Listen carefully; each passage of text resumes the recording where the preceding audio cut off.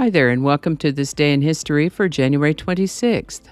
January 26th is the 26th day of the year in the Gregorian calendar, with 339 days remaining to the end of the year, unless it's a leap year, in which case there are 340 days remaining to the end of the year. Today's word is quiescent. Quiescent is an adjective that means marked by inactivity or repose, tranquilly at rest, causing no trouble or symptoms. Quiescent can mean quiet for the moment, a temporary cessation of activity, as when a disease is quiescent, or a quiescent volcano. The word quiescent comes to us from Latin, where it meant to fall asleep, rest, or be quiet, and originally from an Indo-European root word that meant have a rest. First known use of the word quiescent is in 1608, quiescent. And with that, religion of some sort or another has been around in a variety of forms since the dawn of humanity. The first known use of the term Christianity appears in about the year 100 AD, and the first known use of the phrase Catholic Church is about 10 years later in 110 AD. The word Catholic comes from a Greek word that meant universal. The Catholic Church went on and developed in its way, and in the 1500s, Martin Luther gets credit for protesting several tenets of Catholic doctrine and initiating the Protestant Reformation. We've mentioned some of the things that have happened because of these differences. Periodically, then, church leaders would convene with each other to consider and clarify points of order, administration, and doctrine. These gatherings were called councils, often named after the place where the meeting took place, like the Council of Ephesus, the Council of Chalcedon, the Council of Nicaea. So on January 26, 1564, the Council of Trent established a distinction between Roman Catholicism and Protestantism. Michigan was admitted as the 26th U.S. state on January 26, 1837. Interesting that it's the 26th state admitted on the 26th. Michigan is the 10th largest by population, 11th largest by area, and interestingly, the largest by area east of the Mississippi. Bet you never thought about that before. While Detroit is the largest city in Michigan, Lansing is its capital. Michigan's nicknames include the Great Lakes State, the Wolverine State, Water Winter Wonderland, and let's not forget the Mitten State. Michigan's state bird is the American robin, the state animal is the wolverine, the state tree is the white pine, the flower is the apple blossom, and they also have a state wildflower, the dwarf lake iris, which is a federally listed threatened species.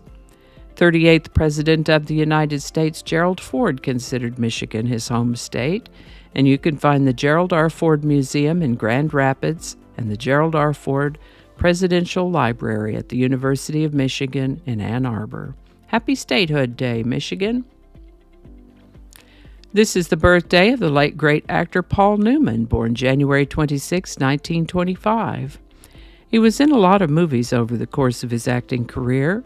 One of my faves is Cool Hand Luke. Paul Newman is also known as the director, activist, and businessman and co-founder of Newman's own brand, which you can still find in your grocery stores today. Paul died in 2008 at the age of 83. This is the birthday of Eddie Van Halen, born January 26, 1955. Did you know he was Dutch? Born in Amsterdam, Netherlands. Eddie Van Halen got his first guitar as a child. He and his brother Alex formed the rock group Van Halen in 1972. Rolling Stone magazine have Eddie Van Halen as the fourth greatest guitarist on their list of 250 greatest guitarists of all time. The band Van Halen was opening for a bigger group in 1976, and Gene Simmons from the group Kiss was there. He was sufficiently impressed with what he heard that he came to meet them backstage and give them some career-changing advice.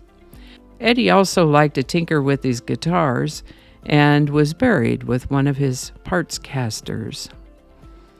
Eddie Van Halen, like so many others, did struggle with drug and alcohol problems, but he got sober in 2008.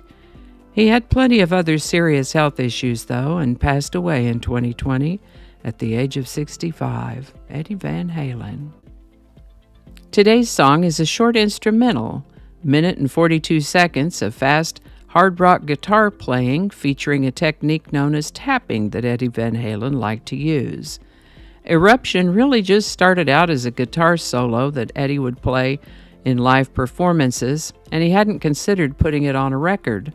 But the record producer, Ted Templeton, heard Eddie playing it one day during a rehearsal and decided to add it to the self-titled album Van Halen. Eruption by Van Halen. Link in the description. And I think that's going to do it for us today. Thank you so much for watching.